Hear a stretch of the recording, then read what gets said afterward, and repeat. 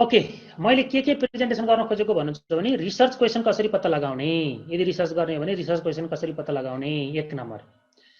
2 नम्बरमा पेपर लेख्ने हो भने पेपरको स्ट्रक्चर कस्तो हुन्छ, च्याप्टर प्लान कस्तो हुन्छ, सिक्वेन्शियल फ्लो कस्तो हुन्छ, यो कुरा गर्न खोजेको। त्यसपछि general format of the right of and objects in the paper, पेपरमा लेख्ने स्टाइल कस्तो हुन्छ। यो त माइनर कुरा गर्दैछु मैले, ठुल्ठुला कुरा गरेको छैन है। र साइटेसन कसरी गर्ने, रेफरेन्स कसरी दिने, प्लेजरिज्म कस्तो हो भन्ने कुरा गर्छु र समराइज मैले अहिले हजुरहरुसँग गर्न खोजेको। अब finding a research question, research क्वेसनको लागि के छ भन्नुहुन्छ भने सबभन्दा पहिला select the area on which you are interested, जहाँ पनि लेख्ने बोल्ने भन्ने कुरा छ। हेर्नुस्, रिसर्चरले रिसर्च गर्ने बेलामा आफ्नो इन्ट्रेस्टको विषयवस्तु छान्नुपर्छ, एकदम वेल नन कमन छ है। जस्तो मैले अब एउटा इक्जाम्पलबाटै जाने भएँ कि जस्तो ग्लोबलाइजेसन एन्ड कल्चर भन्ने एउटा टपिक्स, अर्को टपिक्स के हुन सक्ने भयो ट्रेड एन्ड ग्रोथ, यस्तो एरिया चाहिँ हामीले के गरौँ छान्यौँ। तर दुईटै छानी भने हैन, choose one at a time. एउटा चाहिँ कुनै स्पेसिफिक एरियामा आफ्नो इन्ट्रेस्ट हुन्छ नि, इकोनोमीतिर भने यो हुने भयो, सोसियोलोजीतिर यता होला, खैर कुनै जुनसुकैमा पनि हजुरले के गर्नु पर्यो पहिला चाहिँ टपिक नै त नबनाऊ, एरिया चाहिँ छान्न पर्यो। एरिया छानिसकेपछि सेकेन्ड स्टेज भने के भन्दा पेपरहरू, जस्तो अब म चाहिँ ट्रेड एन्ड ग्रोथ छाने र ट्रेड एन्ड ग्रोथसँग रिलेटेड पेपरहरू मैले के गर्नु पर्यो सर्च गर्नु, त्यहाँ नम्बर अफ पेपरहरू भेटिन्छन्, कुन पढ्ने त त्यो चाहिँ रिसर्चरले अलिकति ध्यान दिनुपर्छ। र सर्च यस्तो जस्तो ट्रेड एन्ड ग्रोथ भनेर हजुरले ट्रेड एन्ड ग्रोथ भन्ने शब्द चाहिँ तपाईँले यो गुगल स्कोलरमा, अरू त यो तपाईहरु रेफरेन्स गरे नि गर्नुस्, नगरे नगर्नुस्, स्कोलर गुगल भन्नेमा है, यो गुगलमा हैन है हजुर, स्कोलर गुगल स्कोलर भन्छ, त्यहाँ गएर यो दुईटा टर्म हाल्दिनु भने त्यसले पेपरहरू देखाउँछ। देखाइसकेपछि यदि धेरै मान्छेले साइटेसन गरेको पेपर छ भने त्यो पक्कै पनि राम्रै हुन्छ। हेर्नुस्, र थोरै मान्छेले गरेर छन् भने पनि नयाँ पेपर पनि राम्रो हुन सक्छ, फेरि थोरै मान्छेले साइटेसन गरेको नराम्रो हुन्छ भने होइन, त्यसरी बुझ्नु नि भएन। तर खोज्नुस् अनि त्यसलाई चाहिँ पढ्ने काम गर्नुस्। पढिसकेपछि रिसर्च ग्याप पत्ता लाग्छ बल्ल, ती पेपरहरूमा कुन चाहिँ कुरो चाहिँ अझै डिस्कस गर्न बाँकी छ। अस्ति मैले भाइबर ग्रुपमा लेखेको थिएँ व्हाट इज रिसर्च ग्याप भनेर सोध्नु भएको थियो एकजना सरले। अब यो भन्दा अगाडि हामीले गर्न खोजेको भन्दा अगाडि गरेका एकाडेमिक कामहरुमा कुनै न काम चाहिँ नगरिएको हुन सक्छ, कहिलेकाहीँ पेपरको लास्टमै लेखिदिएको हुन्छ फर्दर रिसर्च यो एरियामा गर्न उपयुक्त देखिन्छ भनेर रिकमेन्डै गरे हुन्छ, तर सबै पेपरमा त्यस्तो नहुन पनि सक्छ। रिकमेन्ड गरेर चाहिँ त दैट इज फार बेटर, त्यसैमा समात्यो गयो। गरेर रहन्छ भने पनि उसले यो एरिया हेर्नु पर्थ्यो, हेरेर रहन्छ भनेर हामीले ठ्याक्कै पत्ता लगाउन सक्छौं। यति काम गरिसकेपछि अब पेपरको चाहिँ सिक्वेन्शियल फ्लो अथवा भनौं च्याप्टर प्लान कस्तो हुन्छ भन्दा सुरुमा त टाइटलै हुनुपर्छ, त्यसपछि एब्स्ट्र्याक्ट हुनुपर्छ, त्यसपछि इन्ट्रोडक्सन, यसमा चाहिँ जेनरल ब्याकग्राउन्ड भने छुट्टै लेखिरहनु पर्छ अथवा पर्दैन, अब यो चाहिँ इट डिपेन्ड्स है।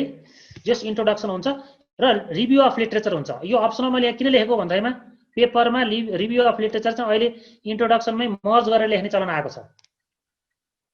इन्ट्रोडक्सनमै रिभ्यू अफ लिटरेचर सक्दिने। यति गरिसकेपछि अर्को चाहिँ के हुन्छ भन्नु चाहिँ डाटा एन्ड मेथोडोलोजी हुन्छ, त्यसपछि रिजल्ट्स हुन्छन्, अनि रोबस्टनेस चेक गर्नुपर्छ। तपाईको रिडरले कहीं पनि क्वेशन मार्क राख्न नपाओस् भन्ने हिसाबले चाहिँ चेक गरेर बस्नुपर्ने हुन्छ आफैले। र अनि तपाईले डिस्कसन एन्ड कन्क्लुजन गर्नुपर्छ। डिस्कसन कोसँग गर्ने भन्दाखेरिमा तपाईले पेपर लेख्नु भनेको के हो भन्दा you are talking with your audience. तपाईलाई लाग्छ पेपर लेख्दैछु म आफैले लेखिरहेको छु अरु कसैले भने होइन, तपाईले त्यो लेख्ने बेलामा तपाईको अडियन्ससँग के गरिरहनु भएको छ, डिस्कसन गरिरहनु भएको छ, त्यसरी लेख्नु पर्ने हुन्छ। त्यसकारणले टाइटल कस्तो छाट्नु पर्यो यो पनि अब तपाईको धेरै ठाउँमा देखिसक्यो, सर्ट क्लियर, अब यसलाई धेरै व्याख्या गर्दिन म। जस्तो अहिले ट्रेड र ग्रोथको हकमा चाहिँ मैले मेरो टाइटल के बनाउन सक्ने भए does trade cause growth in Nepal भनेर क्वेशनै लेखेर पनि टाइटल हुन्छ, नो प्रब्लम। अब कसैलाई यसैमा गर्ने इच्छा छ भने जाउँ अगाडि बढौँ, के छैन। तर हामीसँग डाटा चाहिँ हुनु पर्यो, ट्रेडको डाटा हुनु पर्यो। त्यहाँ चाहिँ तपाईको ट्रेड पोलिसीमा चाहिँ ओपन गरेको क्लोज इकोनोमी देखि लिएर धेरै लिटरेचर हेरेर गर्न सकिन्छ है। अब अर्को हेर्नुस् एब्स्ट्र्याक्ट। अब अ गुड एब्स्ट्र्याक्ट के हुनुपर्छ भन्दा state clearly objective of the study, के उद्देश्यले त्यो अध्ययन गर्न खोजिएको, त्यो पेपर के उद्देश्यले लेखिएको, अनि मेथोडोलोजी एकदम प्रिसाइजली मेथोडोलोजी र method employed in gathering the data processing and analysis, त्यो कुरा पनि एब्स्ट्र्याक्टमा आओस्। Summarise the result. रिजल्ट अब सुरुमै एब्स्ट्राक्ट लेखिन्छ तर रिजल्ट कसरी भन्ने हुँदैन।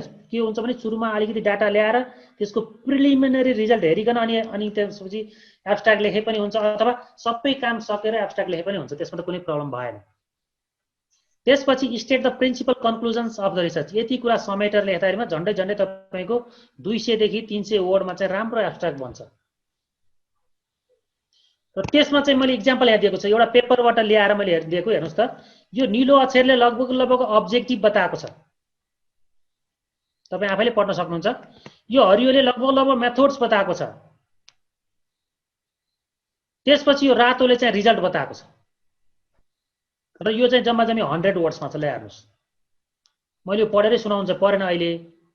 खाली एउटा राम्रो एब्स्ट्राक्टको नमुना दिएको तपाईले। अब मैले यो शेयर गरिसकेछु शेयर फोल्डरमा, हजुरहरूले यसलाई मजाले मेन रूपमा हेर्नुस् त। त्यो माथि भनेको कुराहरू, यी कुराहरू लगभग यसले सटिस्फाई गरेछ। अब हामीले लेख्दा पनि यस्तै तरिकाले लेख्ने। मान्छेले एब्स्ट्राक्ट लेख्न सुरुको अक्षर लेख्न स्टार्ट गर्न एकदम गाह्रो हुन्छ कि। जब अब्जेक्टिभ लेख्नु भने चाहिँ अब्जेक्टिभ लेख्न सजिलो हुन्छ नि। जस्तो हेरौँ न यही, this paper provides empirical evidence about the effect of unearned income. Unearned जुगा खेलेर के अरे जुवा खेलेर कमाएको सम्पत्ति भने जस्तो on earnings consumption and saving. हेर्नुस्, यो पेपरले के प्रोभाइड गर्छ? एम्पिरिकल एभिडेन्स प्रोभाइड गर्न खोजे। अब अब्जेक्टिभ आइहाल्यो नि, लेख्न सुरु पनि भइहाल्यो। यसरी जाने। अर्को एउटा इक्जाम्पल मैले ल्याएर राखिदिएको छु, यो पनि हजुरहरूले पढ्न सक्नुहुन्छ। यो चाहिँ पोलिटिकल फेभरेटिजम बाई पावरफुल पोलिटिसियन भनेर चाहिँ उसले कस्तो तरिकाले चाहिँ यो चाहिँ तपाईको एब्स्ट्राक्ट लेखेको छ भनेर। यो पेपर बहुत राम्रो पेपर पनि छ, तपाईहरु इन्ट्रेस्टेड हुनुहुन्छ भने म यो पेपर दिन सक्छु पढ्नलाई। यो चाहिँ इन्डियाको तपाईको स्टेट मिनिस्टरहरूले आफ्नो कन्स्टिट्युएन्सीमा चाहिँ बढी विकास गरेको कम्पेयरिङ टु द अरु कन्स्टिट्युएन्सी चीफ मिनिस्टरले भनेपछि पोलिटिकल फेभरेटिजम देखिएको के त्यस्तो खालको पेपर छ यो। अब इन्ट्रोडक्सन प्लस रिभ्यू अफ लिटरेचरमा के छ भन्छ नि, इक्जाम्पल एउटा हेरौँ। Minimum wage and employment, a case study of the fast food industry in New Jersey and Pennsylvania भनेर डेभिड कार्डले लेख्नु भएको पेपरको चाहिँ इन्ट्रोडक्सन कसरी सुरु गरेको छ हेर्नुस् है। यहाँ सुरुकै सेन्टेन्स, फर्स्ट सेन्टेन्स हेर्नुस्, धेरै ब्याकग्राउन्ड बाँध्ने नै हेर्न चाहिँ। यदि यो टाइटल हो भने सुरुमा उहाँले के भन्नु भएको छ नि, how do employers in low wage labour market respond to an increase in minimum wage. ढ्याक्कै दायाँ बायाँ केही पनि छैन यहाँ। न्यू जर्सी भनेको यस्तो हो, पेनिन्सुला बे भनेको यस्तो हो, उस्तो हो भनेर केही गफै लाउनु पर्दैन, सिधै टपिकलाई हान्ने गरी लेखिहाले हुन्छ भने चाहिँ। हामीले इन्ट्रोडक्सन लेख्दा ब्याकग्राउन्ड धेरै भूमिका बाँधेर अनेक तन्काउने त्यस्तो नगरौँ। एकदम स्पेसिफिक टपिक अनुसारै फर्स्ट सेन्टेन्स है त्यसरी लेखिहालौँ भनेको छ।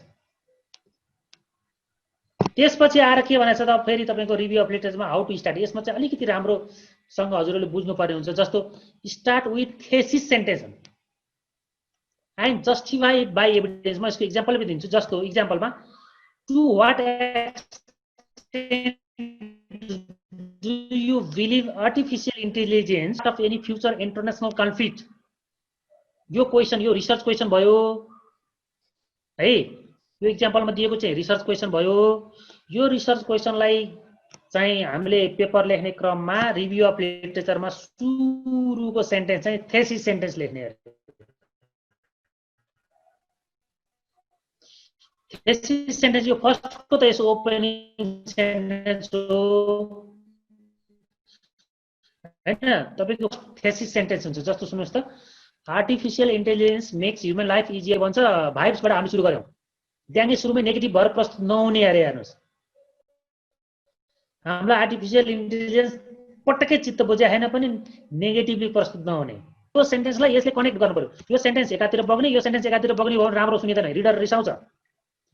त्यही भएर यसलाई नै जस्टिफाई गर्ने के भन्छ, at the same time this types of technological progress also threaten the future generation by creating global dispute भनेर यो थेसिस सेन्टेन्स भयो। सुरुमा पोजिटिभ स्टार्ट गर्यो, त्यसपछि त्यसलाई अलिकति कन्ट्रारी गर्ने गरी अर्को सेन्टेन्स लिएर थेसिस सेन्टेन्स बनाइसकेपछि अब यसलाई जस्टिफाई गर्नको लागि, यहाँ जस्टिफाई भनेको छ नि, अब जस्टिफाई गर्नको लागि अब हामीलाई प्रिभियस लिटरेचर्सहरू चाहियो। जस्तो सेल्डिन भन्ने व्यक्तिले के भन्नु भएको छ भनेर अब भनिदिनु। अब लिटरेचर रिभ्यू चाहिँ यसरी लेख्ने। हजुर, रिसर्च क्वेसनलाई जस्टिफाई गर्ने गरी एउटा थेसिस सेन्टेन्स बनाउने र त्यो थेसिस सेन्टेन्सलाई जस्टिफाई हुने गरी प्रिभियस लिटरेचरहरू खोज्ने। Justify in the sense that त्यसको फेभरमै हुनुपर्छ भन्ने छैन।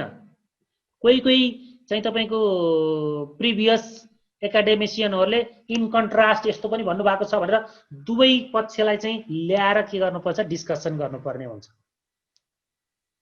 र लिटरेचर रिभ्यूको लास्टमा के गर्नुपर्छ भन्दाखेरि प्रिभियस लिटरेचरका विभिन्न व्यक्तिहरूले जे कुरा गरे तापनि यो एरियामा चाहिँ उहाँहरूले रेस्पोन्स गर्नु भएको छैन भनेपछि त्यो चाहिँ के भयो, रिसर्च ग्याप आइडेन्टिफाइड भयो। लिटरेचर रिभ्यू गरेपछि चाहिँ हामीले के गर्छौँ, रिसर्च ग्याप आइडेन्टिफाइड हुन्छ र त्यही रिसर्च ग्यापमा बसेर अब मेरो पेपरले चाहिँ काम गर्दैछ भन्ने कुराको बाटो पनि खुल्छ। यसरी चाहिँ हामी के गर्छौँ, रिभ्यू अफ लिटरेचर लेख्छौँ। छुट्टै च्याप्टर बनाए पनि हुन्छ, तर मैले I recommend you to include this in introduction part, यति भने। त्यसपछि डाटा एन्ड मेथोडोलोजी, तपाईँको डाटाको बारेमा तपाईँले कुन डाटा युज गर्नुभएको छ त्यो ब्रिफली बताइदिनुपर्छ पेपरमै। जस्तो नेपाल लिभिङ स्ट्यान्डर्ड सर्वे मैले तपाईँले युज गर्नुभएको छ भने मैले चाहिँ सिबिएसले कन्डक्ट गरेको नेपाल लिभिङ स्ट्यान्डर्ड सर्वे फलानो चाहिँ युज गर्दैछु, यसमा चाहिँ यी भेरिएबलहरू युज छन्, यति यति अब्जर्भेसन छ, यति यति स्याम्पल हो भनेर थोरै धेरै लामो लेख्ने होइन। अनि मेथोडोलोजीको बारेमा पनि लेखिदिनु पर्यो। मोडल फिट गर्ने भने यो मोडल युज गरेको छु, यो विधि प्रयोग गरेको छु भनेर भन्न पर्यो, त्यो पनि लेख्नु पर्यो। लेखिसकेपछि तपाईँको के हुन्छ भने डाटाका सोर्सहरू कहाँ हुन सक्छन् भनेको मैले हो। जस्तो सिबिएस भनेको स्ट्याटिस्टिक्स ब्युरो भयो, राष्ट्र ब्याङ्क भयो, मिनिस्ट्री अफ हेल्थ भयो। अब यो वर्ल्ड ब्याङ्कको डेटा ब्याङ्क भन्ने छ, यो लिङ्क तपाईँलाई मैले त्यहाँ सेयर गरिसकेको छु। यहाँ क्लिक गर्नुभयो भने ठ्याक्कै त्यहाँ पुग्छ। यो एनपिएल भन्ने नेपालको कोड हो, नेपालको चाहियो भने, विश्वभरिकै कन्ट्रीको चाहियो भने तपाईँले यहाँबाट डाटा मजाले चाहिँ डाउनलोड गर्न सक्नुहुन्छ। यो चाहिँ एकदम के हो, अथेन्टिक डाटा सोर्स हो, इन्टरनेसनल फोरमबाट नेपालको कन्टेक्स्ट अथवा अरू कन्ट्रीहरूको। अरू पनि छ, मैले बेसिकली यो वर्ल्ड ब्याङ्कको चाहिँ हजुरहरूलाई रिकमेन्ड गर्छु। अनि यो आफ्नै इन्टरनल त भइहाल्यो, प्लस यो पेनो टेबलमा पनि तपाईँको डाटा छ, अरू पनि पाइन्छन् भनेर मैले भन्न खोजेको। यसरी डाटाहरू खोज्न सकिन्छ। अनि रिजल्ट तपाईँले डाटा एनालाइसिस गरिसकेपछि रिजल्टको टेबल यस्तो हुनुपर्छ। हेर्नुहोस्, म यहाँ टेबलको रूपकै कुरा गरेको छु है।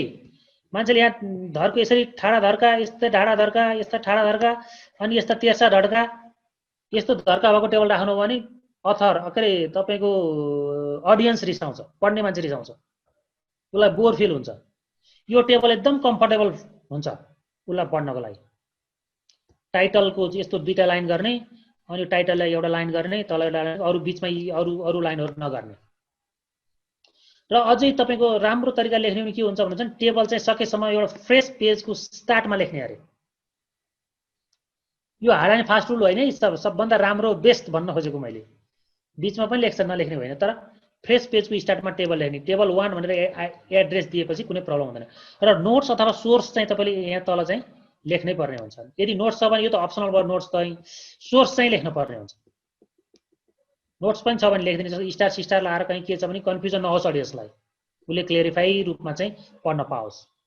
र यो पेपर पढ्नु हो भने यो पेपर पनि बहुत रमाइलो छ। यो पेपर पढ्न पनि म हजुरलाई रिकमेन्ड गर्छु। A tale of two cities भनेर के भन्छ तपाईँको यो हङकङ र सिङ्गापुरको बारेमा लेखिएको पेपर हो। यो मैले त्यहीँबाट लिएको यो चाहिँ है।